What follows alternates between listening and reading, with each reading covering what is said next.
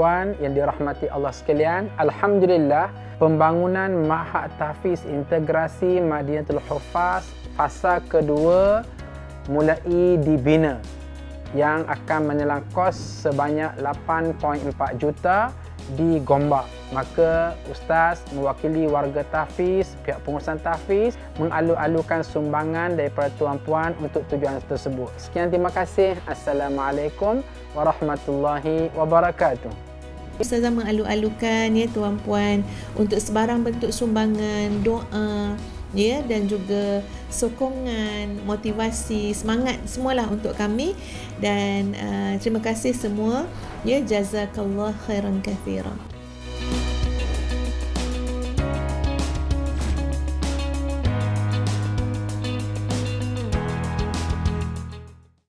Assalamualaikum warahmatullahi wabarakatuh. Tuan-puan yang dirahmati Allah.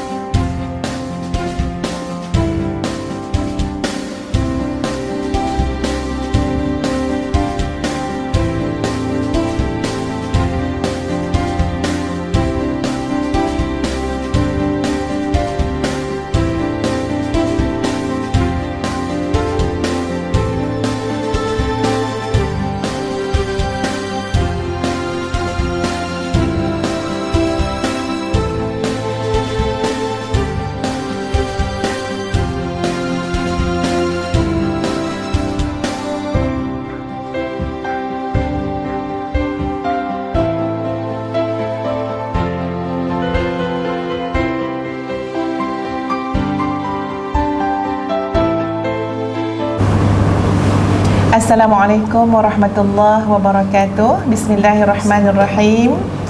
Innal hamdalillah nahmaduhu wa nasta'inuhu wa nastaghfiruh wa na'udzu billahi min shururi anfusina wa min sayyiati a'malina. May yahdihillahu fala mudilla lahu wa may yudlilhu fala hadiyalah. Asyhadu an la ilaha illallah wa asyhadu anna Muhammadan abduhu wa rasuluh. Allahumma salli ala Sayyidina Muhammad wa ala ali Sayyidina Muhammad, amma ba'd.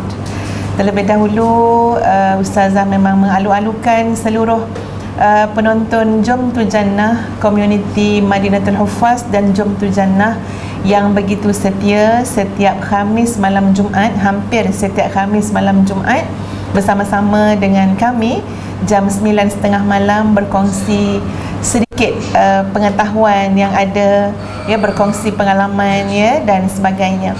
Apapun tuan-tuan dan puan-puan sekalian, Ustazah nak perkenalkan terlebih dahulu. Yang tak perlu diperkenalkan sebenarnya adalah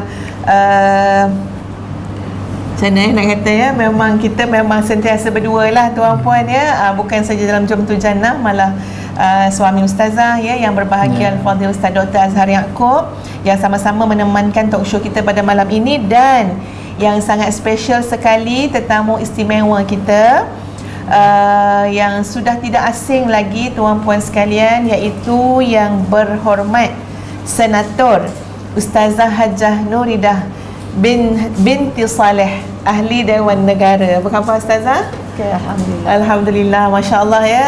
Bukan senang nak menyunting Ustazah untuk datang malam ni di sini tuan-puan sekalian. Tapi Alhamdulillah Dr. Azhar dapat jugalah ya, maknanya membawa Ustazah bersama-sama pada malam ini. Dan untuk pengetahuan tuan-puan sekalian, adik kakak semua, Ustazah ni ya, kalau Ustazah Nuridah, kalau tanya dekat kena cakap saya lah, sebab ada dua Ustazah kan, tak tahu ni Ustazah mana satu. Mana Kak Nuri ya? Okey. Kak Nuri ya, Kak Nuri perkenal diri Kak Nuri. Kalau tanya dekat Ustazah ya tuan-puan sekalian, siapakah di antara idola, siapakah di antara guru, sama ada secara langsung ataupun tidak langsung, maka sebenarnya di antara guru dan idola yang sangat Ustazah kagumi adalah Kak Nuri kita ni, iaitu Ustazah yang berhormat Senator Ustazah Hajah Nuridah Saleh. Kalau tak percaya boleh tanya dengan Dr. Azhar ya. Apa ni, berapa kerap dan berapa banyak kali kadang-kadang dalam perbualan kita kita menyebut sebagai contoh. Kak Nuri pun tak tahu, malam ni baru bagi tahu ni ya. Menyatakan kekaguman, kadang-kadang refleksi diri dengan melihat kepada sosok pribadi Kak Nuri sendiri. Dan yang lebih utama juga tuan-puan, Kak Nuri bukan saja guru ustazah, bahkan sebenarnya jiran terdekat kami. Banyak rahsia pecah. Esok jiran dalam syurga. Masya Allah, amin, amin ya Rabbal Alamin. Jadi supaya taklah ustazah yang bercakap panjang, nak bagi masa yang lebih kepada tetamu kita yang insya-Allah akan memberikan mukadimah ya beliau, di mana tajuk kita pada malam ini adalah Ibu Mithali, dan di sebelah ini Kak Nuri ini adalah ibu kepada 10 orang cahaya mata, di mana 8 orang daripada 10 telah pun berjaya menjadi hafiz dan hafizah Al-Quran. Ya, bahkan yang mengkagumkan tuan-puan sekalian, setelah anak-anak ini mengkhatamkan ataupun menjadi hafiz dan hafizah Al-Quran, bila tanya Kak Nuri ke mana anak-anak tu pergi, ya mungkin nanti Kak Nuri boleh jelaskan, mereka pun akhirnya masuk pula dalam bidang ya profesional ya Kak Nuri. Ada yang sekarang sedang menyambung pengajian di New Zealand, ada yang sudah pun menyempurnakan master di UIA dan sebagainya. Apapun kita buka seluas-luasnya ruang pada yang berhormat senator kita pada malam ini untuk bagilah Kak Nuri perkongsian untuk kami apa yang dimaksudkan dengan Ibu Mithali dan pengalaman Kak Nuri, sehingga kami yang berada di sisi Kak Nuri merasakan Kak Nuri ni salah seorang yang sebenarnya layak untuk digelar Ibu Mithali, insya-Allah. Silakan Kak Nuri. Silakan. Okay, Assalamualaikum warahmatullahi wabarakatuh. Waalaikumsalam. Rabbil alamin wa bihi nasta'in fi umuri dunya wal akhirah. Wassalatu wassalam ala asyrafil anbiya'i wal mursalin wa ala alihi wa man tabi'ahu bi ihsanin ila yaumiddin. Rabbana atina min ladunka rahmah wa hayyi lana min amrina rasyada. Rabbana iftah bainana wa baina qaumina bil haqq wa anta khairul fatihin. Amin ya Allah. Yang dikasihi adinda Datuk Dr. Ustazah Nur Hafizah Musa. Saya baik ingat nama. So, Kak Nis tadi panggil Kak Cik je kan? Sebab malam ni Kak Cik yang Kak Nuri lah. Okey, yang dikasihi adinda Dr. Azhar Yaakob, suami Kak Cik. Suami Kak Cik ya. Alhamdulillah, syukur kepada Allah Subhanahu Wa Taala kita dapat bersama pada malam ini. Kak Nuri mengucapkan berbanyak-banyak terima kasih, jazakumullah khairan katsira kepada kedua-dua adinda suami isteri yang sudi untuk menjemput Kak Nuri bersama-sama pada talk show Jom Tu Jannah, inisiatif daripada kedua-dua sahabat yang dikasihi ini. Dengan tajuk Ibu Mithali ya. Sebenarnya Kak Cik tu cakap lebih-lebih je. Ya. Tak layak pun untuk Kak Nuri nak digelar sebagai Ibu Mithali. Ya. Sebab orang kata selagi belum habis riwayat kita di atas muka bumi Allah ni, kita pun tak tahu macam mana. Cuma sebagai seorang hamba yang takut kepada Allah Subhanahu Wa Taala dan yang sangat besar harapannya kepada Allah, sangat-sangat mengharapkan supaya agar Allah Subhanahu Wa Taala membimbing Kak Nuri, suami isteri, anak-anak, zuriat keturunan ya, untuk senantiasa berada di jalannya yang benar, ya, khususnya dalam kehidupan yang sementara ini, dan akhirnya dikumpulkan bersama semula di dalam syurga Allah Subhanahu Wa Taala. Jadi cuma mungkin sedikit bolehlah dikongsi pengalaman mendidik anak-anak ya, dengan kelahiran 10 orang, 5 lelaki dan 5 perempuan, dan yang gugur 3 orang. Jadi 13 kalilah mengandung yang hidup 10 orang. Alhamdulillah. Dan Kak Nuri sendiri pun tak ada cita-cita pun nak anak ramai. Kalau tanya masa muda dulu, mesti sebenarnya ya, cukuplah. Kalau tanya cukuplah. Tapi inilah takdir Allah Subhanahu Wa Taala. Bila kita dah berumur ni, Kak Nuri sangat-sangat bersyukur kepada Allah di atas segala yang telah ditetapkan oleh Allah Subhanahu Wa Taala. Ya, Allah pilih Kak Nuri untuk menjadi ibu kepada zuriat yang boleh dikatakan ramailah kan. Alhamdulillah, terima kasihlah di atas segala yang telah ditentukan oleh Allah Subhanahu Wa Taala. Dan sebenarnya kita ni tak ada apa kan tanpa apa yang telah ditetapkan oleh Allah, dan Kak Nuri ucapkan thank you very much lah kepada Allah yang dikasihi, yang Maha mengasihi. Masya-Allah, terima kasih banyak-banyak di atas segala-galanya, insya-Allah. Dan Kak Nuri juga mengucapkan terima kasih kepada kedua-dua adinda suami isteri yang bersama-sama dengan Kak Nuri pada malam ini. Jadi bila Kak Cik tanya pasal Ibu Misali tadi, mungkin juga ialah tentang ibu yang mungkin boleh dia ambil contoh lah sedikit sebanyak. Itulah kot agaknya yang dimaksudkan, yang nak diketengahkan lah pada pertemuan kita pada malam ini. Wallahu a'lam bissawab. Baik, terima kasih Kak Nuri sebagai mukadimah ya. Kita ni banyak lagi nak terjah Kak Nuri dengan macam-macam soalan. Ini tak prepare tuan-puan ya. Apa saja insya-Allah Ustazah mohon semoga Allah pandu kita pada malam ni. Ustazah bertanya, Kak Cik tanya pada Kak Nuri akan berikan jawapan insya-Allah dengan bantuan Allah, dengan izin Allah, untuk manfaat ramai di luar sana. Sebab dalam institusi keluarga ni pun ya, masya-Allah, ialah akhir-akhir zaman ni sangat memerlukan bimbingan, panduan, contoh teladan daripada sahabat-sahabat, daripada para asatizah ya, supaya dapat dijalankan amanah tu dengan lebih baik. Dan kepada tuan-puan di luar sana, jangan lupa berikan komen, like dan share ya seluas-luasnya, supaya ini juga menjadi benih yang kita tabur kebajikan kita bersama, insya-Allah. Untuk pengetahuan muslimin-muslimat, Kak Nuri ada 10 orang anak, di mana salah seorang telah pun meninggal dunia Kak Nuri pada usia 12 tahun. 12 tahun. Maknanya kalaulah anak tu ada lagi, yalah tak eloklah kalau pula kan, tapi usia tu tuan-puan, usia anak tu sekarang adalah 19 tahun. 21 tahun. Oh, 21 tahun. Dia kurang lebih sama dengan sebaya dengan anak Kak Cik juga ya. Jadi dan Kak Nuri juga ada seorang anak yang anak istimewa. Masya-Allah ya tuan-puan sekalian.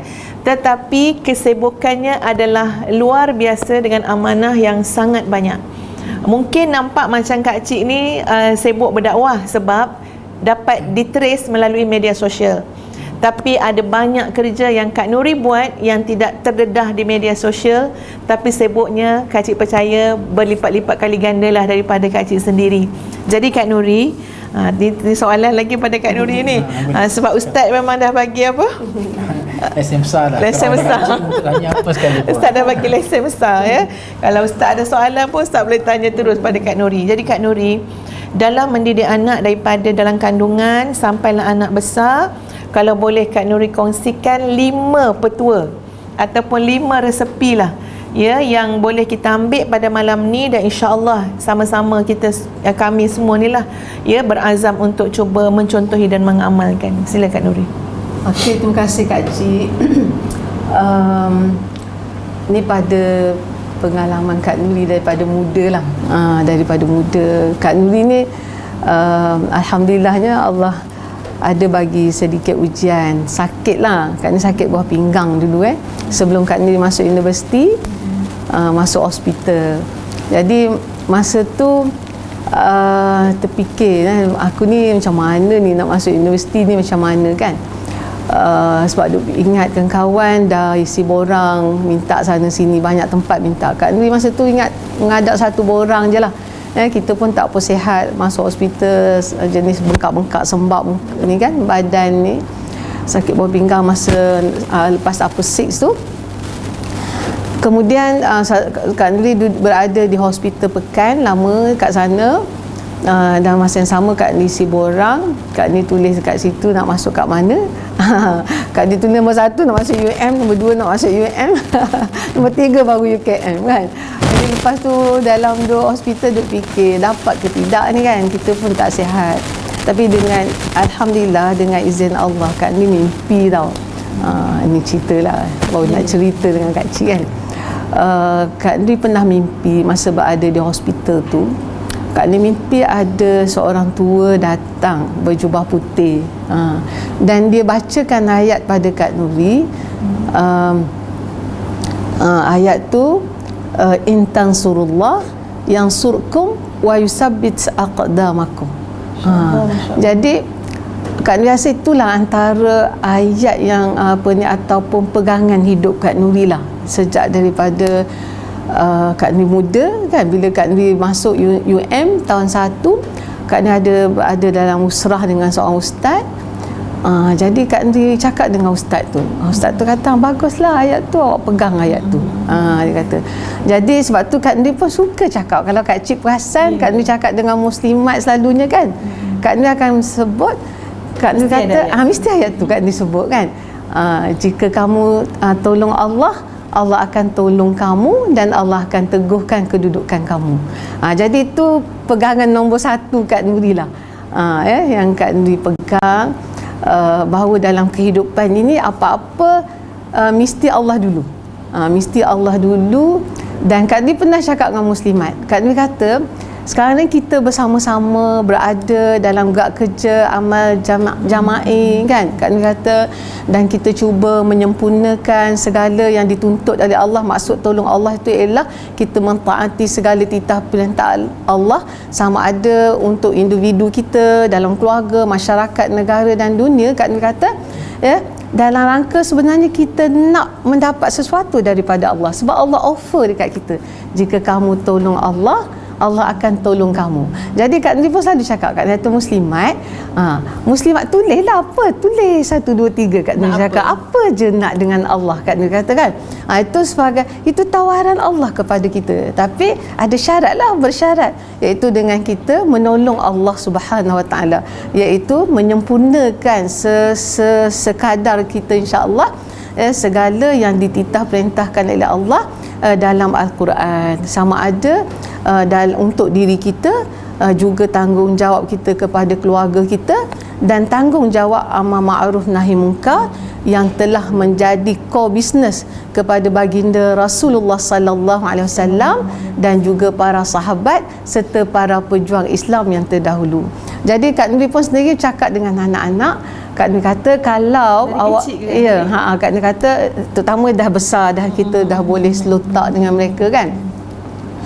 Kak Nuri kata, kalau awak rasa gembira dengan apa yang kita lalui dalam kehidupan ini, awak rasa bahagia, rumah kita walaupun tidak sebesar istana, tapi alhamdulillah baik, terurus. Kak Nuri kata, dan dengan apa yang awak semua nikmati, pendidikan yang tinggi baik Allah bagi, menjadi anak-anak yang hafaz Quran, awak semua kena ingat bahawa sebenarnya Umi dengan Abah bergerak untuk membantu Allah Subhanahu Wa Taala dalam merealisasikan tuntutan Allah, sama ada untuk diri kita, keluarga kita, masyarakat, negara dan dunia, iaitu membawa Islam, menegakkan Islam dalam diri kita.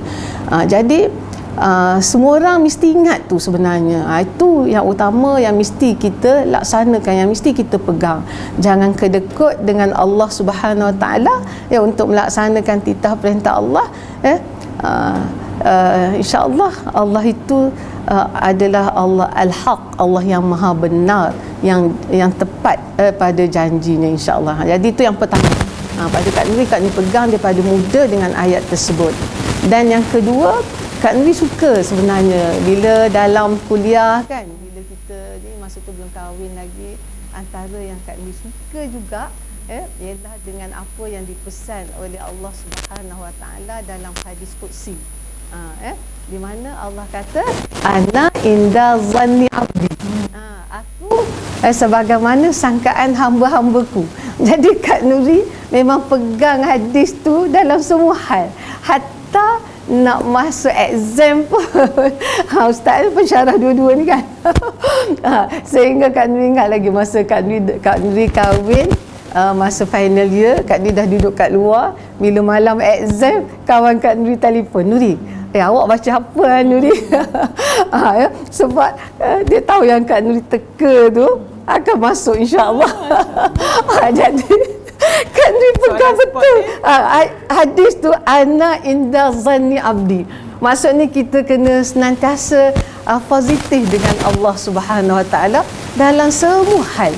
InsyaAllah, walaupun dalam perkara yang mungkin pada peringkat awal kita rasa tak suka, tapi bila kita ingat Allah dah tentukan, tentu yang ada yang terbaik insyaAllah, kan? Jadi Kak Nuri pun dulu macam tu juga. Bila anak-anak cerita anak ramainya, kata tak ada cerita nak anak ramai ni kan. Tapi kena sabar terus dengan kurniaan Allah.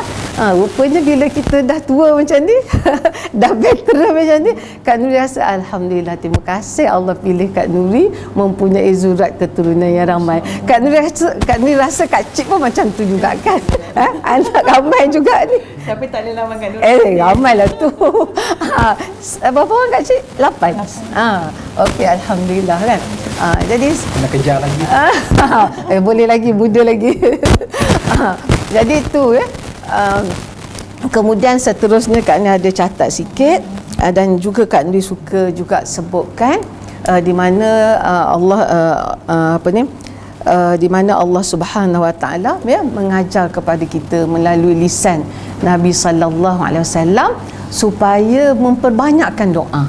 Memperbanyakkan doa dalam apa saja sebenarnya, kerana doa Rasulullah kata adalah silahul mukmin. Doa itu adalah senjata orang yang beriman. Masya Allah, Masya Allah, Masya Allah. Kak Nuri rasa semua orang di luar sana, pendengar-pendengar semua penonton semua sebenarnya memang masing-masing ada pengalaman dalam kita berdoa kepada Allah Subhanahu Wa Taala. Memang Allah ini sangat pemurah. Ud'uni astajib lakum. Mintalah kepadaku, Allah kata niscaya aku akan perkenankan. Jadi memang kena banyak-banyak berdoa. Dalam kita susah payah, lelah dalam mendidik anak-anak ni, kena banyak berdoa. Kak Nuri dalam berdoa kepada anak-anak ni tak kira masa. Kalau dalam masa kita sikat rambut dia pun daripada kecil semua sekali, sebab kita sibuk kita bukan seorang duduk di rumah saja, tapi keluar masuk rumah. Malam nanti pun ada lagi program kan. Jadi pada Kak Nuri memang kena ambil kesempatan untuk senantiasa berdoa. Kalau sikat kepala anak pun jangan membebel tak tentu hala. Kak Nuri sikat kepala anak, Kak Nuri bacakan Alam Nashrah dengan doa harapan Kak Nuri supaya Allah buka pintu hati Kak Nuri.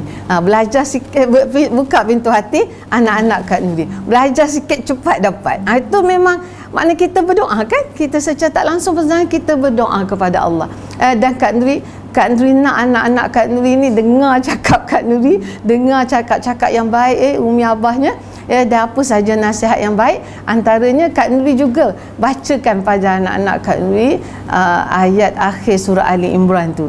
Itu pun Kak Nuri dapat masa muda remaja kan, sebelum kahwin lagi. Ya ayyuhallazina amanusbiru wasabiru warabitu wattaqullaha la'allakum tuflihun. Betul ni Kak Nuri amal daripada Kak Nuri masih anak nombor 1, nombor 2 tu kecil-kecil lagi. Kak Nuri dah, sebab Kak Nuri alhamdulillah Kak Nuri dapat. Kak Nuri baca kuat-kuat dekat anak. Kak Nuri baca, kadang baca kuat, kadang Kak Nuri baca ya ayyuhallazina amanusbiru wasabiru warabitu. Kak Nuri baca, Kak Nuri niat Kak Nuri sedang berinteraksi dengan jiwa anak Kak Nuri ni. Dengan roh. Ya ayyuhallazina amanusbiru tu Kak Nuri tujukan kepada anak di hadapan Kak Nuri sekarang. Dengan niat kita fahami makna tersebut kan. Kita bercakap dengan dia dan lepas tu Kak Nuri hembuskan kat dia. Maknanya doa, memang doa yang berterusan. Dan kita juga ajar pada anak-anak kita secara sambil-sambil pakaikan baju daripada dia, maknanya daripada kecil lagi, daripada dia dalam atas dalam pangkuan kita baby, masa kita dalam pantang tu kan, kita baca, ajar doa tu sendiri kepada anak kita. Misalnya Kak Nuri ajar anak Kak Nuri doa pakai baju, tak tunggu dia besar. Masa dia baby tu, bila Kak Nuri pakaikan, dulu kita pakai napkin kain kan, bukan macam sekarang buang ni. Jadi Kak Nuri baca doa, Allahumma inni as'aluka min khairihi wa khairi ma huwalah wa a'udzubika min syarrihi wa syarri ma huwalah. Lainlah sikit, lembutlah sikit kan. Ini dan ini depan orang. Baca kuat-kuat sebenarnya dengan tujuan Kak Nuri nak ajar anak Kak Nuri baca doa. Jiwa dia, roh dia. Sebab kan budak-budak sebenarnya Allah memang bagikan kemampuan kepada manusia ni kan daripada seawal usia sebenarnya. Terutama masa tu kepala dia kosong kan. Jadi pada Kak Nuri kesempatan tu mesti Kak Nuri ambil. Ketika anak-anak ni kalau kita lihat dia orang tak pandai nak kata apa, terdedah kepada kita sebenarnya. Ya, Kak Nuri dalam pada bersahabat masa usia muda, kita ada bincang-bincang. Masa dulu kita tak ada parenting skill ke, tak ada talk about tu kan, tapi selalu bercakap dengan kawan. Jadi antaranya kan ada seorang sahabat tu dia cerita, dia kata dia pernah baca satu buku yang ditulis oleh padri Kristian. Jadi buku tu padri Kristian tu cakap, dia kata nanti dia kata anak-anak ni bagikan kepada dia, bila umur 6 tahun 7 tahun ke atas, siapa nak ambil lah.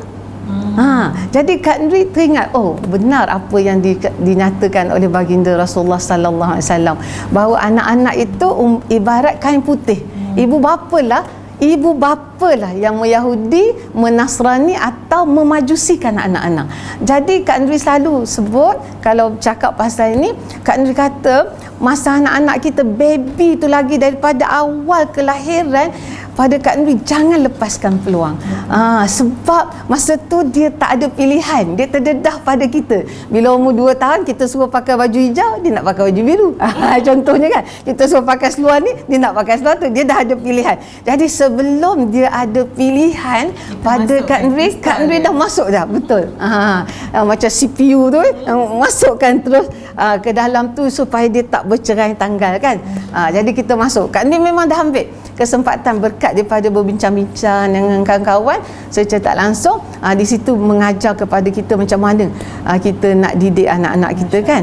Daripada awal macam doa tadi, doa silahul mukmin, bukan saja kita berdoa, kita juga turunkan kepada anak-anak kita. Dan insya-Allah pada pengalaman Kak Nuri, seawal anak-anak kita tu pandai bercakap, belum kita hantar tadika lagi, dia sebenarnya dah boleh baca doa-doa yang dah kita amalkan. Macam kita nak menyusukan dia, kita pun baca Allahumma barik lana kan bima razaqtana wa qina azabannar. Jadi kita kan sibuk, tapi mungkin orang tanya masa bila Kak Nuri ajar. Jadi Kak Nuri ajar main sambil-sambil macam tu. Macam kita juga, kita misalnya kata kalau rumah kita ada tangga kan, kita balik pada kerja ke misalnya, ajak dia orang naik tangga, kita pun dah ajar kan, selalu mak-mak kan selalu kreatif kan, bilang 1, 2, 3 kan, dengan sendiri sebenarnya. Tapi pada Kak Nuri, niat tu kena ada. Niat kita tu adalah harapan kita kepada Allah Subhanahu wa Ta'ala, dan selari dengan apa yang di-offer oleh Allah kepada kita. Mintalah, doalah, serulah kepadaku, niscaya aku akan perkenankan, insya-Allah. Masya-Allah. Jadi alhamdulillah, terima kasih banyak Kak Nuri, kongsikan 3 daripada 5. Maknanya 2 lagi, bila 2 lagi insya-Allah kita akan terus dengar daripada Kak Nuri. Dan memang Kak Cik pun selalu cakap dengan Ustaz juga. Kak Cik kata Kak Nuri kalau antara doa yang sangat selalu Kak Nuri baca dan Kak Nuri selalu sebut dengan kami para muslimah ialah Rabbana atina min ladunka rahmah wa hayyi lana min amrina rasyada. Jadi insya-Allah kami-kami yang jadi anak murid Kak Nuri ni beramallah betul-betul dengan doa tu ya, supaya apa? Supaya kita minta hidup kita ni sentiasa dipandu Allah dalam segala urusan, sama ada urusan dengan masyarakat, urusan dengan keluarga dan sebagainya. Jadi sebelum kita berhenti rehat Ustazah nak bacakan sikit je tuan-puan sekalian respon daripada apa yang Kak Nuri telah sebutkan, iaitu bercakap dengan roh anak, dengan jiwa anak, daripada anak kecil lagi. Dan kita boleh tambah lagi satu daripada apa yang telah Kak Nuri sebut tadi, iaitu pada surah Al-Isra ayat yang last sekali. Daripada anak kita kecil mula pandai bercakap maka ajarkanlah wa qulil hamdulillahillazi lam yattakhidh walada wa lam yakul lahu syarikun fil mulki wa lam yakul lahu waliyyun minadh-dhul wa kabbirhu takbira. Jadi kalau ada mak-mak ayah kat luar sana yang anak dah besar, menung dengarkan sebab apa? Mungkin segelintir daripada kita ya kita dah terlepas kesempatan itu, tapi tak apa. Ya, tadi Kak Nuri kata sangka baik dengan Allah. Setiap apa yang Allah atur tu ada jalan keluar, adalah kebaikan untuk kita. Tak boleh buat pada anak, insya-Allah kita buat pada cucu, buat pada anak-anak kita yang lain pula sesuai dengan usia mereka. Jadi tuan-puan sekalian, insya-Allah kita akan kembali semula. Kita berhenti rehat seketika, ya, dan kita saksikan kita rehat bersama-sama dengan Tahfiz Madinatul Huffaz.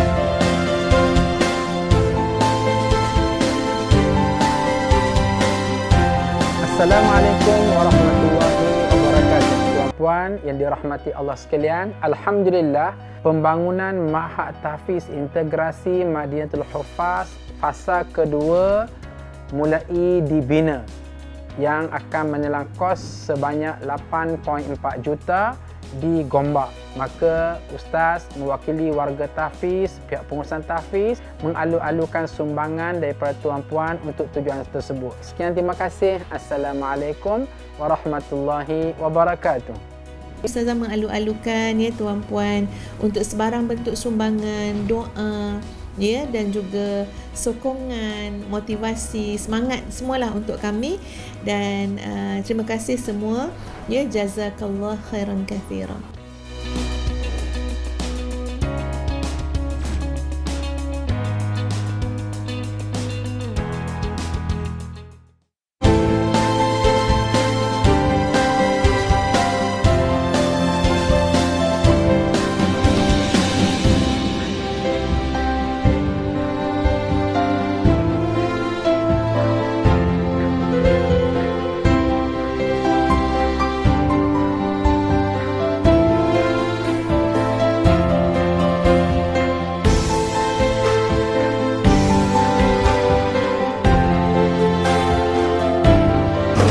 Alhamdulillah, kita kembali bersama dalam Jom Tu Jannah, membicarakan tentang tajuk Ibu Misali.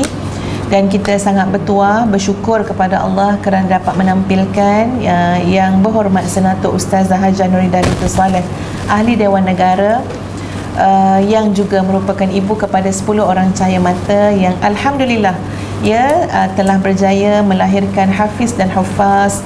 Dan alhamdulillah, dan di samping kita berdoa, sebab tadi Ustaz cakap, Kak Nuri kata, yelah, orang masih hidup ni tak berani juga, ya, nak apa, kita nak memuji habis-habisan, ya, tapi sekadar apa yang dapat dilihat sampai ke hari ni, ya, tuan-puan sekalian, Ustazah rasa insya-Allah, ya, memang nampak tanda-tanda sebuah keluarga yang benar-benar keluarga sakinah baiti jannati yang ada pada keluarga yang berbahagia senator kita. Contohlah, ya. Ustazah pernah pergi rumah Kak Nuri, kan? Pergi rumah Kak Nuri, tapi Kak Nuri belum turun lagi masa tu. Anak laki-laki Kak Nuri suruh masuk. Lepas tu anak lelaki Kak Nuri pergi buat air kat dapur.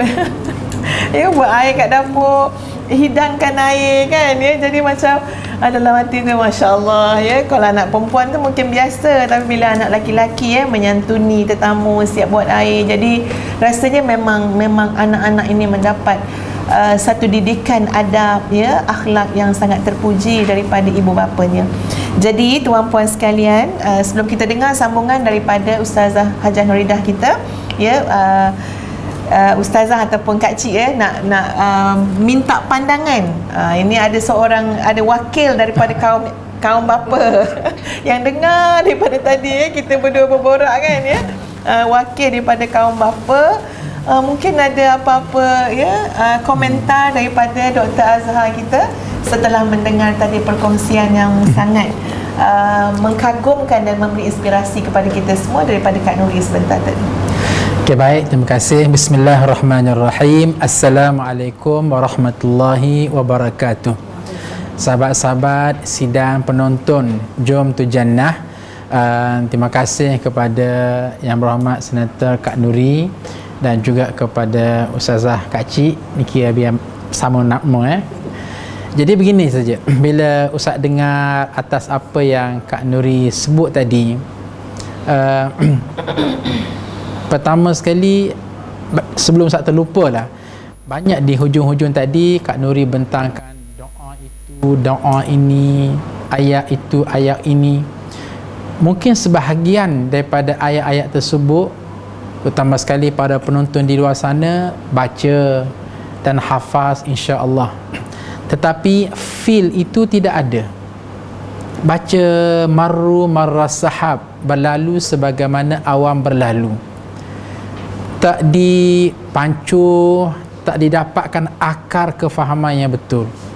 Jadi Ustaz cuba nak menyambut apa yang Kak Nuri bentangkan doa-doa tadi dan Kak Cik pun bentangkan doa-doa tadi. InsyaAllah kami di Jom Tu Jannah ni akan cuba berusaha untuk mengumpulkan doa-doa tersebut dan kami cuba buat sedikit story supaya tuan-tuan dan puan-puan kelak bila siap buku tersebut bukan sekadar berdoa, tapi dengan story tersebut akan menambahkan feel kepada doa tersebut. Barulah kita rasa seronok nak baca, kerana kita telah pun ada contoh testimoni berjayanya doa tersebut.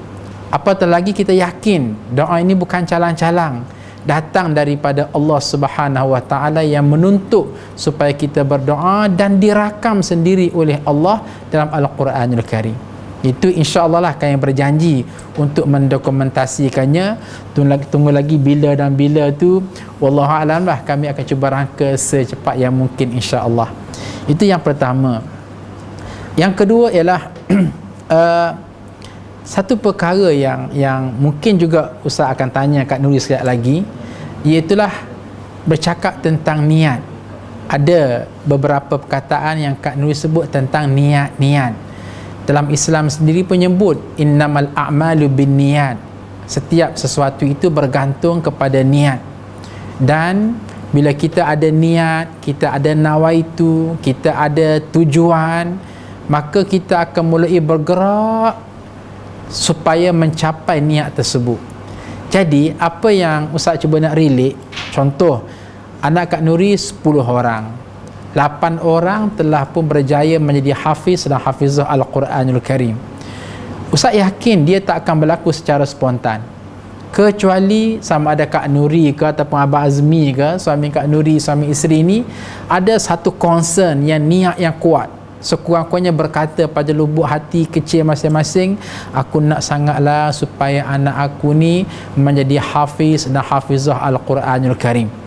Jadi daripada niat itulah juga dia tak berpada setakat niat, tapi ada usaha-usaha yang sangat proaktif yang dilakukan wa imma oleh Kak Nuri sendiri, oleh Abang Azmi sendiri, sehingga masya-Allah tabarakallahu ahsanul khaliqin, berjayanya anak 8 orang menjadi hafiz dan hafizah Al-Quran, bahkan yang 2 lagi pun dalam usaha ke arah tersebut. Kenapa? Sebab Ustaz cuba nak kaitkan niat dengan satu perkara yang menjadi kehebatan, iaitu kalau kita rujuk kepada peristiwa Sulhul Hudaybiyah, perjanjian Hudaybiyah yang berlaku pada tahun yang ke-6 Hijrah, kita akan bertemu dengan seorang figure isteri Rasulullah sallallahu alaihi wasallam yang bernama Ummu Salamah. Ummu Salamah ini memang terkenal seorang yang bijaksana, seorang yang ada kepintaran membaca, yang tersirat di sebalik yang tersurat. Bayangkan kemuncaknya apabila Nabi memberitahu kepada semua sahabat-sahabat, ayuh keluarlah kamu daripada khemah, jom kita bertahallul, sebab memang confirm kita tak boleh masuk Mekah, kita akan balik semula ke Madinah. Mendapati bagaimana semua sahabat-sahabat kanan Nabi sendiri pun semacam memboikot secara halus, tak nak keluarlah, kita tetap juga nak tunggu di sini sehingga mengizinkan kita untuk masuk Mekah melaksanakan ibadat umrah. Walaupun Nabi berkali-kali, ya ashabi ukhruju wahluqu ru'usakum, wahai sahabat-sahabatku, keluar daripada khemah sekarang, kemudian jom kita bertahallul dan kita akan balik semula ke Madinah. Tapi tidak ada respon. Akhir sekali Nabi SAW masuk dalam khemah dalam keadaan sugul, orang kata bad mood. Maka Ummu Salamah tanya, ya Rasulullah, kenapa ni nampak macam bad mood saja? Maka Nabi pun beritahulah, ya aku suruh sahabat-sahabat supaya mereka bertahallul, tapi mereka tak nak sambut, mereka berbau perasaan mereka, tapi mereka takut, mereka tak nak respon atas apa yang aku sarankan. Cuba tengok macam mana kepintaran Ummu Salamah. Nabi kata Ummu Salamah, wahai Rasulullah, aku mencadangkan begini, kamu sendiri yang pergi ke tengah-tengah khemah, kamu panggil mana tukang cukur kamu, kamu sendiri yang cukur rambut kamu, dan kamu jangan suruh apa-apa pun. Pergi duduk tengah-tengah khemah, Nabi sendiri yang cukur kepala, biarkan seluruh sahabat-sahabat yang lain menjadi saksi, tengok saja. Dan Nabi buat. Nabi pergi ke tengah-tengah khemah, Nabi tak suruh lagi sahabat yang lain untuk cukur rambut, Nabi sendiri yang cukur rambut bersama dengan pembantunya yang bantu Nabi. Selepas daripada itulah semua sahabat-sahabat Nabi dalam khemah tengok, ya Allah, Nabi buat seorang-seorang diri. Akhir sekali apa yang berlaku? Tu dia kelam kelibuk semua sahabat-sahabat Nabi, sehingga disebut dalam sirah Nabawiyah hampir-hampir berperang satu sama lain untuk mencari mata cukur untuk mencukur rambut masing-masing. Di sini satu pengajaran nak beritahu bagaimana Nabi seolah-olah nak beritahu kepada kita, dan memang Nabi nak beritahu kepada kita bahawa dalam soal pendidikan dan tarbiyah ni, kalau cakap saya tak jadi, dia kena buat. Dan yang nak kena buat siapa dia? Orang tu dulu. Maksudnya kalau ustaz nak relatekan dengan apa yang Kak Nur kata, okey, nah saya nak didik anak saya, niat saya nak jadi seorang hafiz dan hafizah Al-Quran, dia tak terhenti setakat tu. Mesti ada benda yang Kak Nuri dan Abang Azmi sendiri yang tunjuk, yang buat, yang lakukan secara kebersamaan, sehingga anak-anak juga menjadi inspirasi kepada anak Kak Nuri itu sendiri. Rasa boleh faham kot soalan ustaz kan? Contoh macam tadi lah, macam tadi masa Kak Nuri datang ni, kita ambil tak kita jiran. Jadi ini ahli panel yang dijemput. Ustaz memang nak mencelah cerita, tapi biar kacik sebut apa betul. Sebab macam ni, sebab kami menunggu dalam kereta tadi. Kami menunggu dalam kereta. Tapi kemudiannya Kak Nuri tersilap dengan timing tu. Tapi bila suami Kak Nuri cakap, oh Kak Nuri sedang baca Quran dengan anak-anak menantu sekaligus. Surah apa tadi Kak Nuri? Surah Sajdah.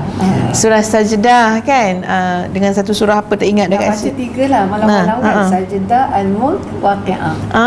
Jadi lepas maghrib kita baca ramai-ramai. Masya Allah. Orang kan dah hafal semua.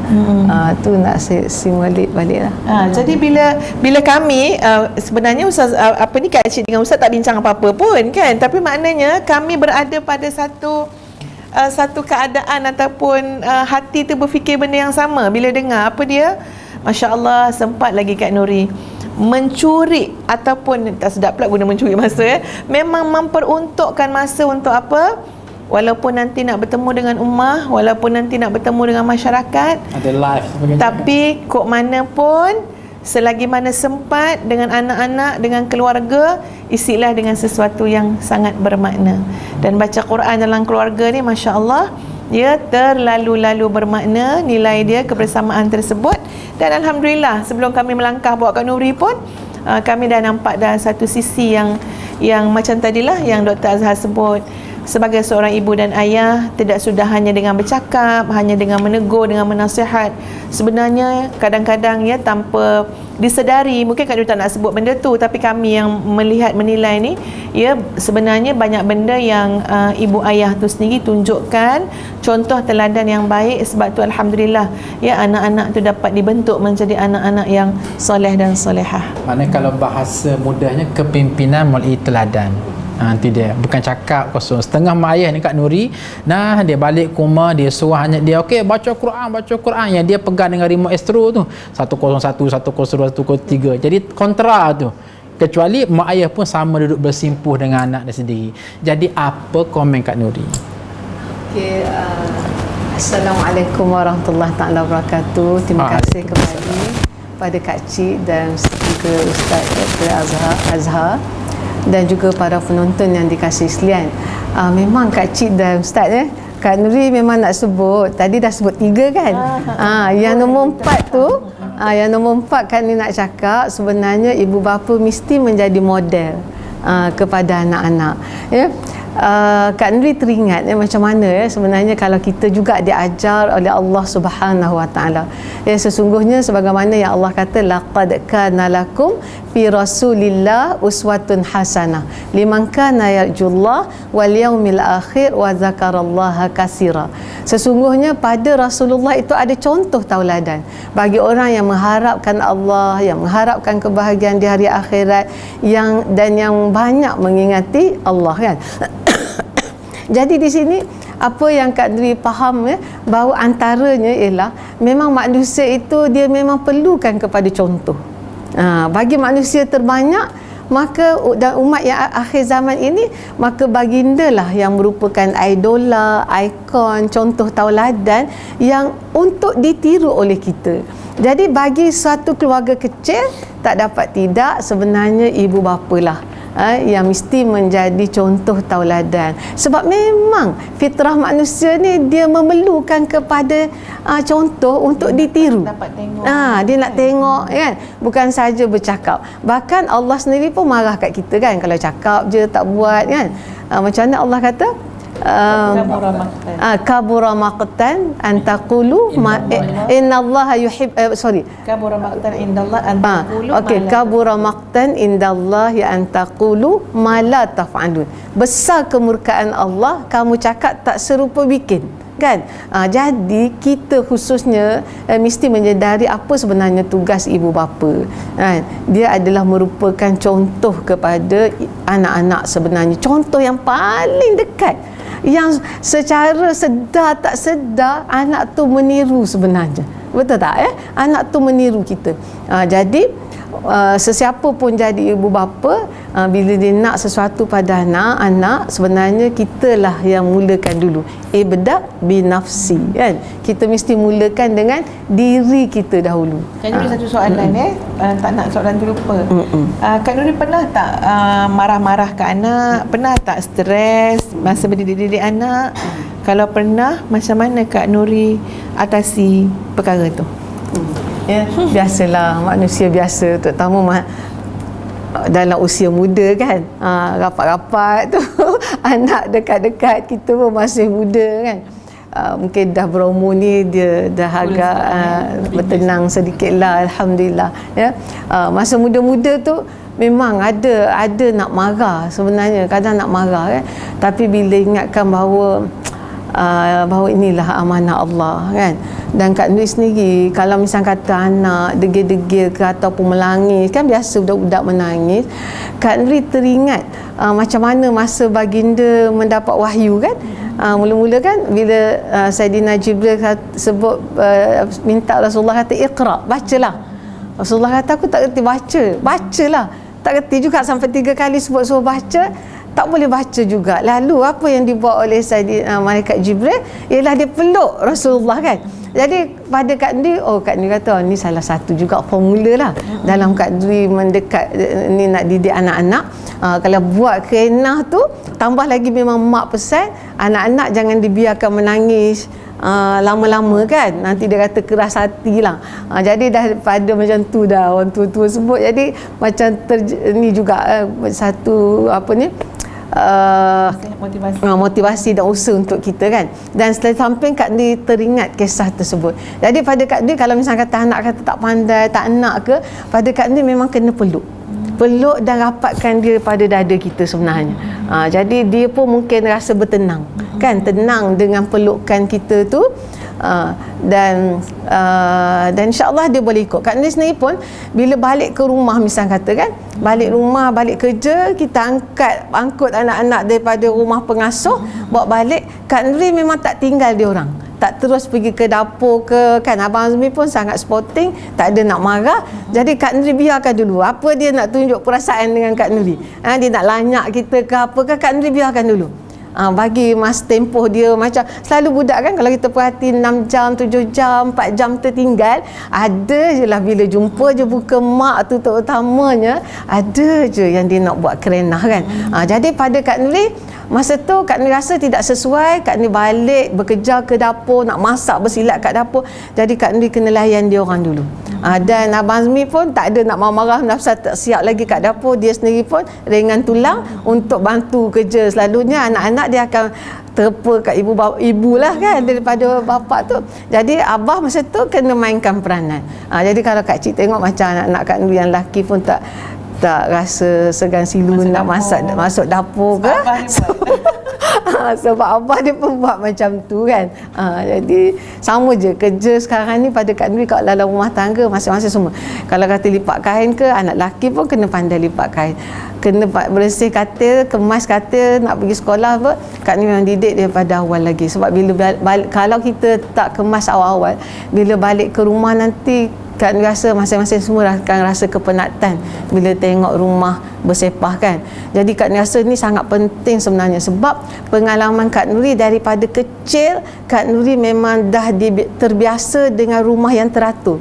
Jadi walaupun orang tua-tua tak ajar 1, 2, 3, tapi benda tu, environment tu sebenarnya mempengaruhi kita. Jadi pada Kak Nuri macam tu lah juga kita dengan anak-anak. Kalau rumah yang tonggang langgang macam bahtera pecah, jadi anak-anak pun akan jadi macam tu juga. Jadi sebab Kak Nuri rasa pengalaman Kak Nuri telah dididik dengan baik macam tu, dan Kak Nuri rasa Kak Nuri pun perlu perturun, dan Alhamdulillah Kak Nuri dapat suami pun jenis suka kemas juga. Kak Nuri yang kelima. Ya. Kak Nuri dah cakap 4 ya. Pertama adalah pegang ayat in tansurullah yansurkum wa yuthabbit aqdamakum. Yang kedua tadi kan ana inda dhanni abdi, sentiasa sangka baik dengan Allah. Yang ketiga, memperbanyakkan doa. Doa silahul mu'min. Ya, doa silahul mu'min. Yang keempat adalah qudwah hasanah, contoh teladan kepada anak-anak. Dan sekarang kita nanti yang kelima Kak Nuri. Yang kelima pada Kak Nuri sebenarnya kita mesti menghormati anak-anak. Menghormati anak-anak. Bila kita dah ajar mereka kan, pada Kak Nuri kita kena percaya pada mereka. Percaya pada mereka, insya-Allah dengan kita husnuzan kepada Allah, dan juga kita telah kita didik dengan baik, kita bertawakal kepada Allah bahawa insya-Allah anak-anak ini dia akan ikut kita insya-Allah. Menghormati macam mana? Okey, antaranya kita terutama dalam sesuatu membuat keputusan, misalnya kita dah buat istikharah. Jadi kita yakin dengan tu insya-Allah, dan insya-Allah anak ni pun akan pandai bawa diri.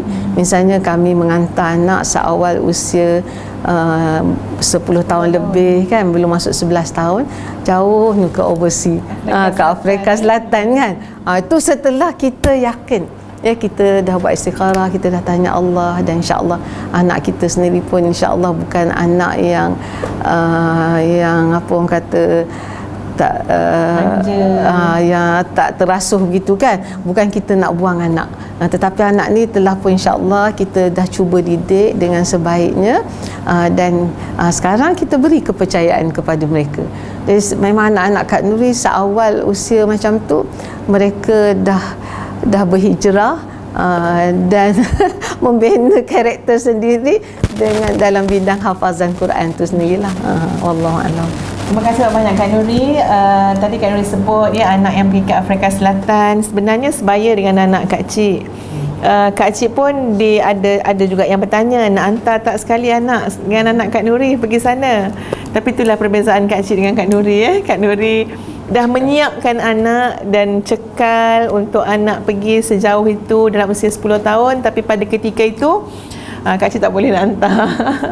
Dan apapun yang lebih bertuahnya, anak yang Kak Nuri hantar ke Afrika Selatan untuk menghafaz Quran, tapi kemudiannya pulang ke Malaysia, bukan seperti biasa, tapi Masya Allah yang pulang adalah jenazah anak tersebut yang Allah telah uji sakit Kak Nuri dekat sana, dan kemudian meninggal di sana. Masya Allah, meninggal dalam keadaan fisabilillah, sedang berjuang untuk dia dah hafaz Quran Kak Nuri, 9 juzuk menghafaz Quran. Dan masa tu masih ingat lagi lah, mungkin dah 3 hari baru jenazah tu sampai ke Malaysia.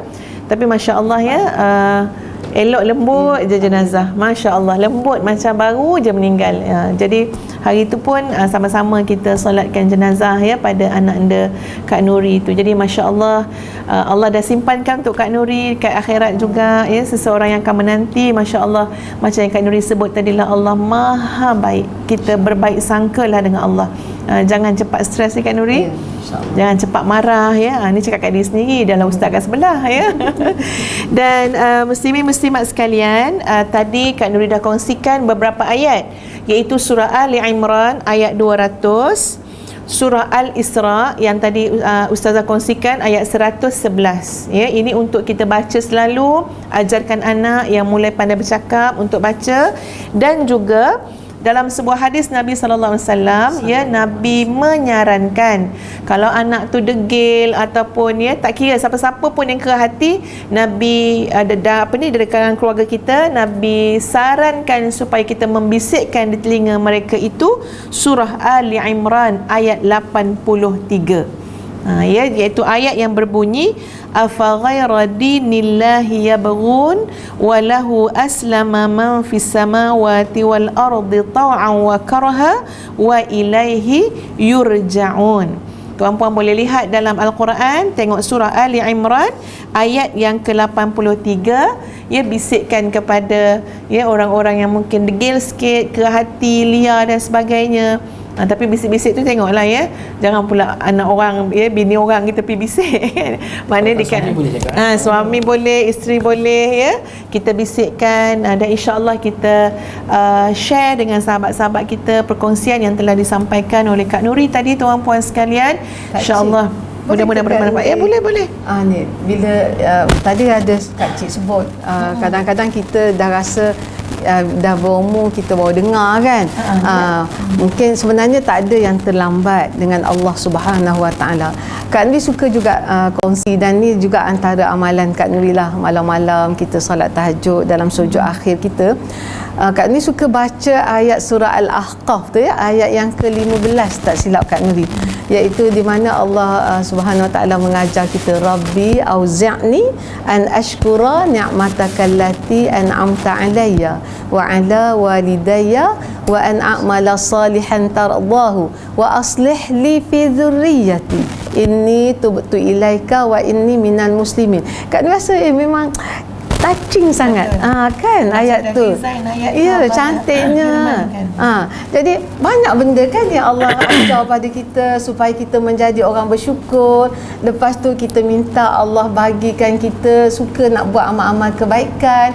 Lepas tu kita mohon pada Allah, tolonglah didik zuriat keturunanku kan. Wa aslih li fi zurriyyati. Jadi Kak Nuri suka sangat sebenarnya kalau kita semua dapat berdoa, jadikan tu ayat terutama dalam sujud akhir kita, tahajud malam-malam merengek dengan Allah. Bila kita memikirkan anak ni kerenah tu lah, kerenah ni macam-macam kan.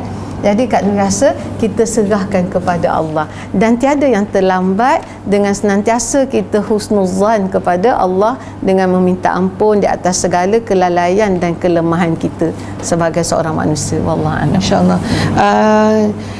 Kita tuan-puan sekalian sudah tak sedar dah sampai ke penghujungnya, di mana ustazah nak berikan penutup ini sepatah dua kata daripada Dr. Azhar dan nanti kepada Kak Nuri juga, ya.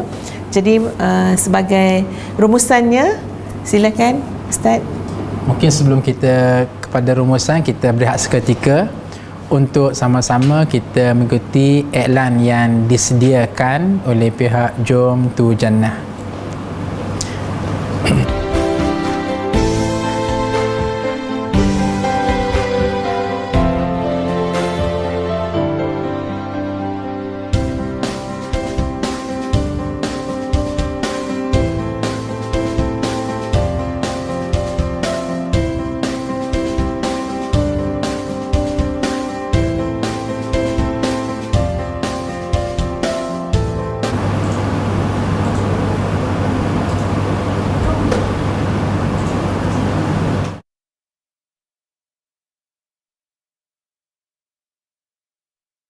Sekalian,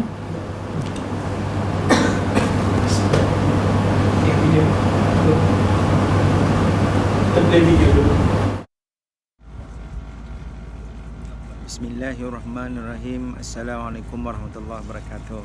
Ahlan wa sahlan wa marhaban bikum.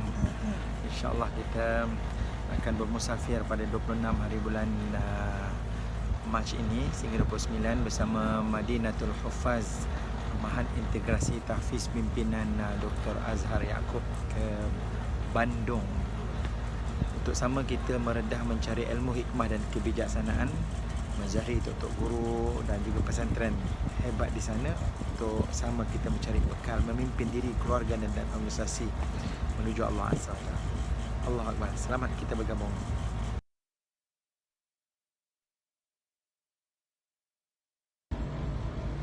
Bismillahirrahmanirrahim. Assalamualaikum warahmatullahi wabarakatuh. Allahu Akbar, Allahu Akbar, lillahil hamd. InsyaAllah kita akan bermusafir InsyaAllah pada 26 Mac sehingga 29 Mac bersama keluarga besar Yayasan Amal Mabrur Malaysia, alumni jemaah haji. Kita akan bermusafir menziarahi bandar Bandung, menziarahi pesantren, tok-tok guru di sana, belajar sesuatu yang hebat di sana dengan kerjasama Mahat Integrasi Huffaz Madinatul Huffaz. Allahu Akbar, bersama pimpinan Dr. Azhar Yaakob. Barakallahu fikum. Allahu Akbar. Sila sama-sama kita mencari ilmu, bekal dalam menjalani kehidupan beribadah. Allahu Akbar. Walillahi.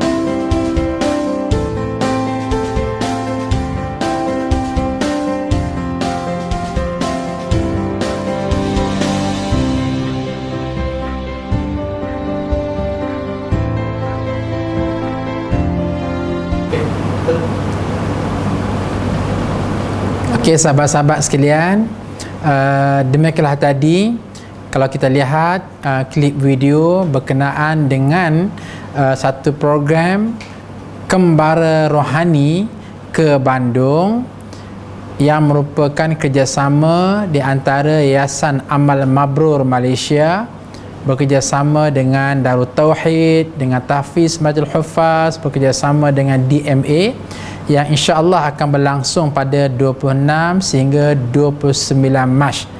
Jadi Yayasan Amal Mabrur ini adalah yayasan yang mengumpulkan semua alumni para haji dan para hajah. Jadi dijemputlah supaya semua anda untuk mengikuti program tersebut, dan program ini juga terbuka sebenarnya kepada semua mereka yang berminat pada asasnya. Insya-Allah seat masih ada dan insya-Allah kita boleh mengambil banyak inspirasi, boleh mengambil banyak pengiktibaran daripada program ke Bandung ini insya-Allah. Baik tuan-tuan dan puan-puan, sahabat-sahabat muslimin dan muslimat sekalian, ya. Sebagai penutup daripada ustaz, sebenarnya ustaz ada satu soalan nak terjah Kak Nuri. Ada satu soalan yang ustaz akan terjah Kak Nuri. Namun dalam penutup di pihak ustaznya ialah sesungguhnya tidak rugi hadirin sekalian kita duduk dalam perjuangan Islam. Sebab apa? Sebab benar janji Allah Subhanahu Wa Taala In tansurullah yansurkum. Kita menolong agama Allah, pasti Allah Subhanahu Wa Taala akan menolong kehidupan kita, menolong ekonomi kita, menolong anak kita, menolong kerjaya kita, menolong kesihatan kita, menolong maruah kita, menolong jati hidup kita. Jadi Ustaz menyerulah kepada tuan-tuan dan puan-puan kita semua bahawa biarlah kita ni dalam kehidupan kita, selain daripada kita berfikir untuk kepentingan hidup kita sahaja, biarlah kita ada satu nilai yang kita berfikir untuk membawa ummah kembali kepada Allah Subhanahu Wa Taala, sebagaimana yang disarankan oleh Kak Nuri tadi, bahawa insya-Allah kalau kita bergerak pada garis tersebut, Allah Subhanahu Wa Taala akan bantu kita. Adapun soalan yang Ustaz nak terjah begini tahu. Okey, Kak Nuri ada anak dan sudah pun ada menantu. Jadi tentunya sebagaimana Kak Nuri nak supaya anak-anak Kak Nuri menjadi, tentulah juga pertama sekali Kak Nuri nak supaya menantu Kak Nuri juga menjadi makna terbaik jugalah kan. Bahkan kita sendiri pun, Kak Nuri sebagai ibu tentunya tak mahu menyerahkan anak Kak Nuri yang telah pun Kak Nuri didik elok-elok kepada yang disebut sebagai menantu, orang kata tak menjadi menantu, jadi hantu. Jadi nak tanyalah kira Kak Nuri, macam mana kombinasi orang kata kombinasi timbang tara, ciri-ciri, tips-tips yang digunakan oleh Kak Nuri dalam usaha memilih menantu untuk dikongsi kepada mak ayah di luar sana yang sedang mencari-cari macam manalah kiranya anak aku yang dah besar ni untuk aku cari menantu juga. Silakan Kak Nuri. Kongsi dengan mak ayah yang paling dekat ni. Ustaz, ini kau cerita ni satu malam tak habis ni. Tak apa, kita lanjutkan bicara kita. Okey, anak-anak kau ni kau dengar ni. Ada Kak Nuri dah ada 5 orang menantu, 4 perempuan dan seorang lelaki. Daripada 5 pasang ni ada yang mereka pilih dan ramai yang Kak Nuri yang pilih. Kak Nuri yang pilih macam dia orang. Dan dia orang kalau tanya mesti tak bersedia, tak nak kahwin lagi lah, itulah ini kan. Tapi Kak Nuri lah untuk maklum juga pada anak-anak, Umi bukan pilih sembarangan. Umi buat solat istikharah. Umi doa buat solat hajat, minta dengan Allah supaya Allah datangkan kepada Kak Nuri ahli keluarga ya, untuk bersama-samalah menambah ahli keluarga yang sebaiknya insya-Allah. Jadi untuk ibu bapa kadang-kadang kan ada yang mengadu, dia kata macam mana Ustazah, anak sini dah berumur dah, so kahwin tak nak kahwin misalnya kata kan. Jadi Kak Nuri kata antaranya kita sebagai ibu bapa kena ada inisiatif. Kak Nuri kata berdoa pada Allah, buat solat hajat, minta Allah bukakan pintu hati anak kita dan Allah datangkan jodoh. Memang Kak Nuri buat. Kemudian bila Kak Nuri dah dapat pilihan tu, kita nak pula dengan anak kita boleh tanya lah, tak nak kahwin lagi lah Umi, tak nak kan, macam mana ni dan mak bapak ni dah berkenan, dua-dua ni nak berbesan lah sama kan, sama-sama sahabat, sedangkan anak macam tak bersedia lagi kan. Jadi memang Kak Nuri buat solat hajat, minta Allah ni, Kak Nuri embus anak Kak Nuri. Ada besar pun Kak Nimbus juga kan. Dia orang tak tahu Kak Nimbus kan. Hari ni Umi cerita. Baca yang tadi tu insya-Allah ayat ya ayyuhallazina amanusbiru wasabiru warabitu wattaqullaha la'allakum tuflihun. Memang Kak Nuri baca. Kemudian Kak Nuri baca alam nasrah banyak-banyak, minta Allah lembutkan hati dan Allah mudahkan urusan. Alhamdulillah selamat dah 5 pasang. 3 daripada je memang kalau dia kata Umi ni paksa kahwin, betul lah tu. Tapi alhamdulillah Kak ni nampak lepas berkahwin ni, nampaknya Kak ni rasa agaknya lah insya-Allah. Mungkin dia orang rasa alhamdulillah, terima kasih Umi. Insya-Allah. Dan dalam masa yang sama sebenarnya jangan lupa Kak Nuri, anak-anak Umi ya. Sebenarnya Umi senantiasa berdoa. Bila kita yang pilih, ibu bapa yang pilih, sebenarnya kita pun macam rasa ya Allah janganlah anak-anak nanti akan blame kat kita balik kan. Jadi Kak Nuri memang banyak berdoa. Misalnya kalau antara doa Kak Nuri bila ingat dalam solat ke apa ke, antaranya ini bila kita takut kan, misalnya apa Kak Nuri doa, misalnya ni antara pasangan yang memang Kak Nuri yang suruh kahwin, mereka tak kenal pun sebenarnya, ni mak bapak lah punya cerita kan. Misalnya Kak Nuri selalu doa, Kak Nuri kata Allahumma alif baina Abdul Rahman wa Nabila kama alafta baina Adam wa Hawa. Allahumma alif baina Syakir wa Aisyah kama alafta baina Adam wa Hawa. Jadi kita minta dengan Allah kan. Pada Kak Nuri memang doa adalah senjata, dan mudah-mudahan ke semua 5 pasangan anak Kak Nuri ini dan juga kepada yang seterusnya yang bakal jadi besan juga insya-Allah. Tak tahu dengan Kak Cik ke Allah. Mudah-mudahan semuanya insya-Allah berbahagia hidup dunia dan akhirat insya-Allah. Alhamdulillah. Sebagai penutup. Okey, muslimin muslimat, tuan-puan hadirin hadirat yang para penonton yang dikasihi sekalian, kita sebenarnya masa yang ada pada kita pun tak tahu sampai bila. Kita sebenarnya ada saki baki. Jangan orang muda rasa panjang lagi usia. Sebenarnya apa yang berlaku sekarang kita lihat, masya-Allah, kehendak Allah, yang muda pun ramai yang meninggal. Betul tak? Jadi yang tua pun memang dah kena standby dah. Jadi manfaatkanlah saki baki usia kita ini untuk bersama dengan golongan yang kita tahu telah diiktiraf oleh Allah Subhanahu Wa Taala berada di jalan yang benar. Sebagaimana yang kita mohon kepada Allah dalam setiap rakaat kita, ihdinas siratal mustaqim, tunjukkanlah kami jalan yang lurus. Siapakah mereka yang berada di jalan yang lurus itu?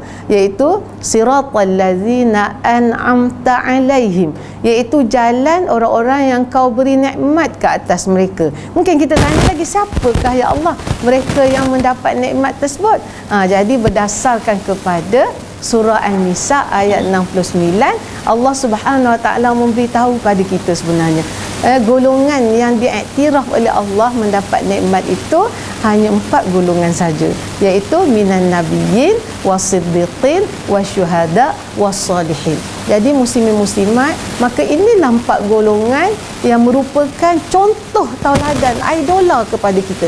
Bila kita sebut kita tunjukkanlah kami jalan yang lurus, jalan orang yang kau beri nikmat kepada mereka, inilah contoh yang telah diiktiraf oleh Allah Subhanahu Wa Taala menerusi ayatnya. Dan mudah-mudahan kita termasuk dalam 4 golongan ini. Dan kalau kita meneliti keempat-empat golongan ini, apakah core business mereka dalam kehidupan ini? Tak lain tak bukan ialah melaksanakan amal ma'ruf dan nahi mungkar. Bacalah satu persatu kisah golongan-golongan ini.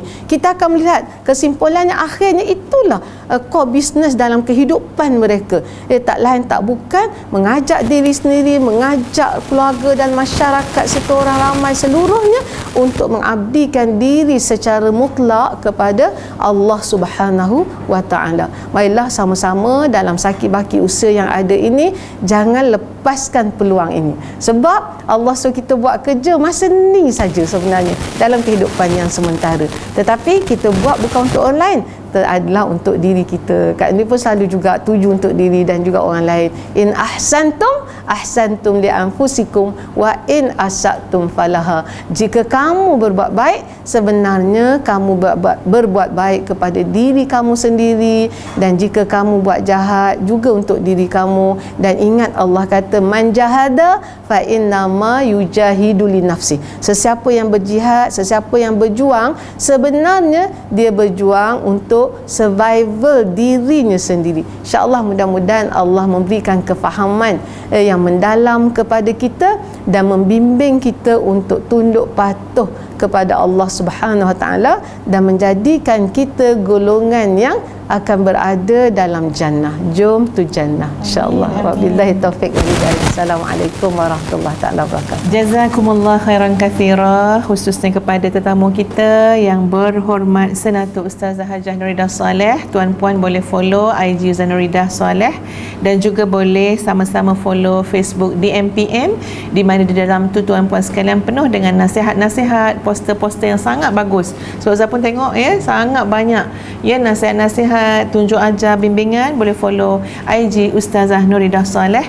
Dan terima kasih juga ya sangat-sangat kepada yang mendukung ya, iaitu pengerusi Mahat Tahfiz Integrasi Madinatul Huffaz Al-Fadhil Dr. Azhar Yaakob. Dan terima kasih kepada semua ya yang sentiasa memberi sokongan kepada kami, yang tak sudah-sudah memberikan sumbangan untuk tahfiz Madinatul Huffaz fasa yang kedua, di mana tuan-puan yang mungkin belum pernah memberikan sumbangan tersebut, kami jemput, persilakan, boleh tengok dekat bawah tu tuan-puan, nombor akaun yang tertera ya. InsyaAllah mudah-mudahan kita sama-sama menjadi seseorang yang menanam benih di mana-mana. Benih tu insyaAllah akan hidup menjadi pohon yang rindang, yang kita akan dapat lihat kesejahteraannya di dunia dan juga di akhirat. Jadi tuan-puan, insyaAllah pada minggu hadapan ya, pada waktu dan hari yang sama, bersama dengan kami berdua dan tetamu kita adalah yang dihormati, yang dikasihi, anak anda tersayang, iaitu Nur Nadratun Naimah ya. Kita bawa orang muda, kita nak bicarakan tentang alam handphone ya. Mungkin banyak benda yang boleh kita kongsikan bersama-sama pada minggu hadapan, dan kita akhiri dengan doa yang akan dibacakan oleh Al-Fadhil Dr. Azhar. Silakan. Bismillahirrahmanirrahim. Alhamdulillahi Rabbil Alamin. Assalatu wassalamu ala Rasulillahil Amin wa ala alihi wa ashabihi ajma'in. Ya Allah, ya Tuhan kami, kurnialah kepada kami taufik dan hidayah daripada Engkau. Tunjuklah kepada kami kebenaran itu kebenaran, hidayah itu hidayah, dan petunjuk itu petunjuk. Berilah kepada kami rezeki dan nikmat untuk kami menyokong dan terus mendukung petunjuk dan hidayah itu, agar berkekalan kepada kami sehingga kami menemui Kamu, wahai Allah. Ya Allah, ya Tuhan kami, tunjuklah kepada kami kebatilan itu kebatilan, dosa itu dosa, maksiat itu maksiat, derhaka itu derhaka, dan kurnialah kepada kami rezeki, nikmat dan kekuatan untuk kami menghindari daripada dosa dan maksiat itu dapat terus membelenggu hidup kami. Ya Allah, ya Tuhan kami, hidup kami bergerak pada keadaan la haula wa la quwwata illa billahil aliyyil azim. Tidak ada daya, tidak ada kekuatan melainkan bantuan dan sokongan daripada Engkau, wahai Allah. Wahai Allah, sesungguhnya kami ini lemah, kuatkanlah kami. Kami ini bodoh, cerdikkanlah kami. Kami ini miskin, kayakanlah kami. Kami ini ragu, yakinkanlah kami. Kami ini lemah, kuatkanlah kami. Kami ini goyang, istiqamahlah kami. Ya Allah, ya Tuhan kami, Engkau maha mengetahui tentang diri kami, tentang keadaan hidup kami. Justru wahai Allah, berikanlah yang terbaik untuk urusan dunia dan akhirat kami. Ya Allah, ya Tuhan kami, kepada Kamulah kami bersimpuh, berdoa dan merengek kepada Engkau yang maha sempurna. Wahai Allah, di kalangan kami ada yang berhajat, Engkau sempurnakan seluruh hajat-hajat kami. Di hadapan kami ada yang bermasalah, Engkau Tuhan yang mencipta masalah untuk menguji kami, dan Engkau Tuhan yang maha berkuasa untuk mencabut masalah itu dan memberikan solusi yang terbaik kepada kami. Di kalangan kami ada yang ditimpa dengan beban hutang. Ya Allah, ya Tuhan kami, permudahkanlah kami untuk melunaskan hutang-hutang kami. Ya Allah, ya Tuhan kami, tunjukkanlah pada kami jalan untuk sentiasa berada pada jalan Engkau dunia dan akhirat. Ya Allah, ya Tuhan kami, kurnialah kepada kami, kurnialah pada pasangan kami, kurnialah kepada anak-anak kami hidup dalam keadaan sejuk mata memandang. Jadikan yang terbaik untuk kami, terbaik pada hafazah Al-Quran, terbaik pada dunia, terbaik pada urusan akhirat, terbaik pada akademi, terbaik pada akhlak, dan terbaik pada seluruh pakej hidup kami. Ya Allah, ya Tuhan kami, sebagaimana Kamu himpunkan kami dalam satu keluarga yang besar di dunia, maka himpunlah kami akhirat kelak, ya Allah, dalam satu keluarga yang jauh lebih besar, khusus dalam syurga Engkau wahai Allah. Ya Rab, berilah kemenangan kepada Islam, kepada pejuang-pejuang Islam di seluruh dunia. Wahai Allah, Engkau yang maha kuat, Engkau yang maha gagah, Engkau yang menggenggam langit dan bumi, maka berilah kemenangan kami, kemenangan kepada perjuangan Islam. Allahumma wa bika nastaghith wa bika narju wa la hawla wa la quwwata illa billahil aliyyil azim. Ya Allah, ya Tuhan kami, permudahkanlah urusan untuk pembangunan Ma'had Tahfiz Integrasi Madinatul Huffaz pada fasa yang kedua, dan berilah peluang pada kami untuk membangunnya demi mencetak anak ini dengan Al-Quranul Karim, menjadikan mereka bergerak pada garis dengan Engkau semakin taat dan dengan manusia semakin bermanfaat. Rabbana atina fid dunya hasanah wa fil akhirati hasanah wa qina adzaban nar. Wa sallallahu ala Muhammad wa ala alihi wa sahbihi wa barik wa sallam. Walhamdulillahi rabbil alamin. Taqabbalallahu minkum. Terima kasih semua. Assalamualaikum warahmatullahi wabarakatuh. Waalaikumsalam warahmatullahi wabarakatuh.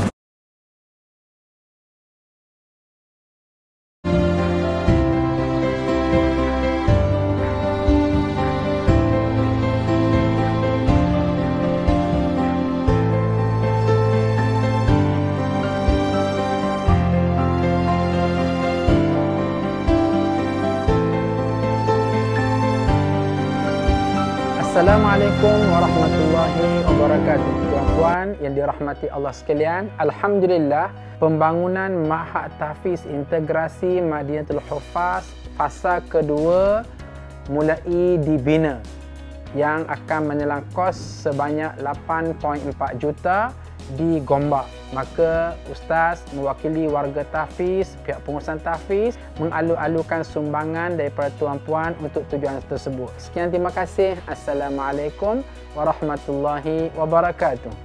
Ustazah mengalu-alukan ya tuan-puan untuk sebarang bentuk sumbangan, doa ya, dan juga sokongan, motivasi, semangat semualah untuk kami. Dan terima kasih semua ya, jazakallah khairan katsiran.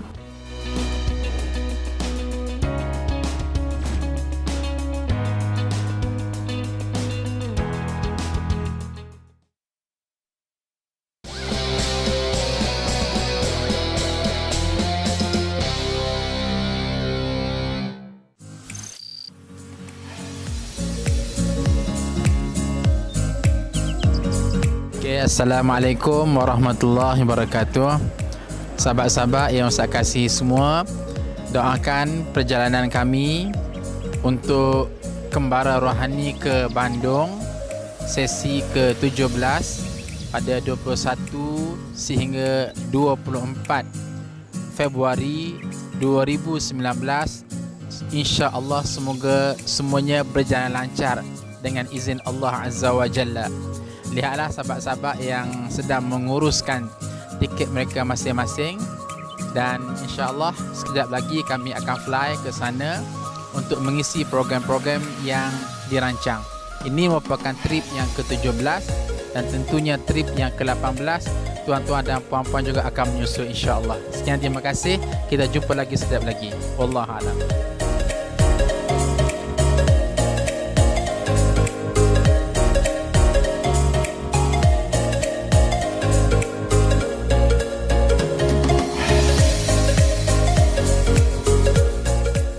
Assalamualaikum warahmatullahi ta'ala wabarakatuh. Alhamdulillah, Kembara Rohani ini banyak mengajar kita tentang erti pengorbanan. Dalam itinerary-nya bagus, nampak banyak ilmu-ilmu yang akan kita perolehi daripada perjalanan ini, insya-Allah. Assalamualaikum.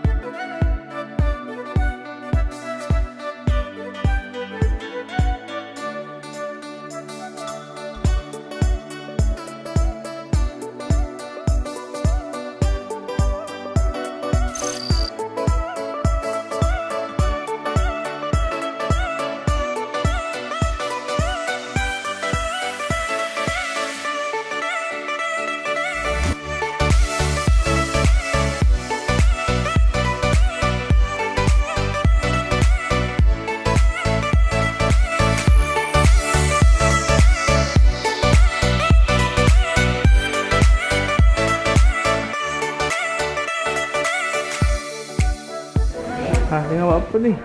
Nak kira tukaran. Dah confuse dah jadinya.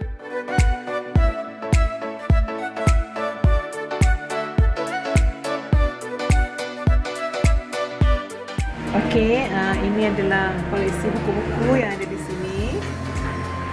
Memang kalau dengan buku tu memang best sangatlah. Shopping buku memang best. Okey, jom pemakanan sunnah di Rabbani. Jom sila beli ya. Okey. Ini adalah minuman yang paling Ustaz gemari, iaitulah minyak zaitun dan juga habatus sauda. Yang paling penting, ia disebut dalam Al-Quranul Karim yang kita yakin pastinya dia adalah sesuatu yang benar dan betul yang boleh merubat kesakitan kita dengan izin Allah Azza wa Jalla. Jangan tak cuba ya. Cuba.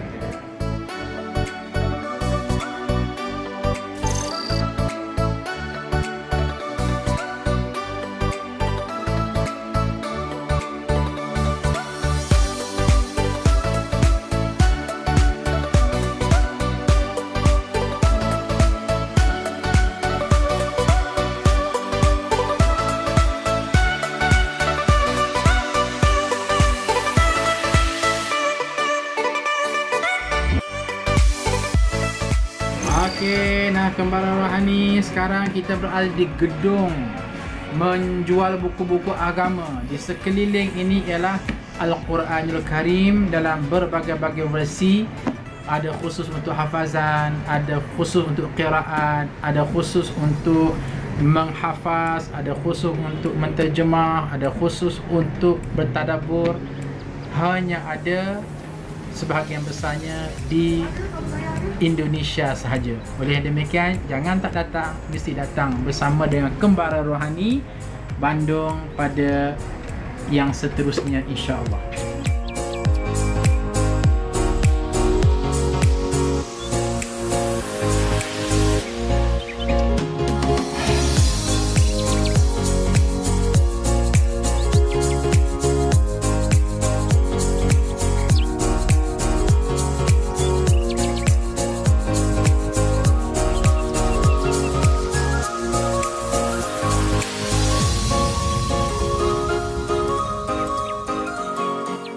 Assalamualaikum warahmatullahi wabarakatuh. Kami berada di Hotel Syariah Cinnamon Hotel di Bandung. Salah sebuah hotel yang Syariah compliance. Jadi inilah gambaran dia. Alhamdulillah. Mudah-mudahan dapat rehat dan nanti dapat meneruskan lagi pengisian dan juga aktiviti untuk program Kembaran Rohani dengan jayanya, insya-Allah. Jadi untuk Kembaran Rohani yang ke-17 ini dibahagikan kepada dua hotel. Pertama MQ Guest House Hotel dan yang kedua Cinnamon Hotel. Ini untuk memastikan kepuasan, keselesaan kepada semua peserta rohani. Apa yang penting, alhamdulillah mereka sekarang sedang beristirahat untuk meneruskan program-program pengisian kerohanian pula di Masjid Darut Tauhid bersama Ajim dan seterusnya diikuti dengan Qiyamul Lail dan Tahajud. Sekian, terima kasih. Jangan lupa ya untuk bersama dengan kami Kembaran Rohani pada trip yang berikutnya di masa-masa mendatang. Assalamualaikum warahmatullahi wabarakatuh.